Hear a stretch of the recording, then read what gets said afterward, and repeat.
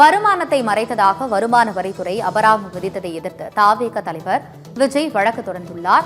அந்த வழக்கு குறித்த முழு விவரங்களை தலைமை செய்தி ஆசிரியர் கண்ணனிடம் கேட்கலாம். வணக்கம் கண்ணன், கூடுதல் விவரங்களை சொல்லுங்க.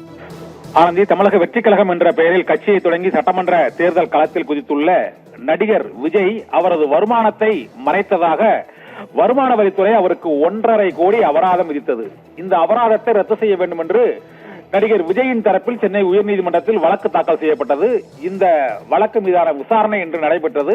இந்த விசாரணையின் போது 2019ஆம் ஆண்டு பிறப்பிக்க வேண்டிய உத்தரவை 2022ஆம் ஆண்டு பிறப்பித்ததால் அந்த அபராதத்தை தள்ளுபடி செய்ய வேண்டும் என்று விஜய் தரப்பில் கோரப்பட்டது. ஆனால் இதற்கு பதிலளித்து வாதம் புரிந்த வருமான வரித்துறை வழக்கறிஞர்கள், வருமான வரி சட்டப்படியே நடிகர் விஜய்க்கு 1.5 கோடி அபராதம் விதிக்கப்பட்டிருக்கிறது என்பதால் அவர் அபராதத்தை செலுத்த வேண்டும், அவர் உயர்நீதிமன்ற உத்தரவை எதிர்த்தும் அபராத தொகையை செலுத்த மாட்டேன் என்று தெரிவித்தும் அவர் தொடர்ந்துள்ள அந்த மனுவை தள்ளுபடி செய்ய வேண்டும் என்று வருமான வரித்துறை சார்பில் கோரப்பட்டது.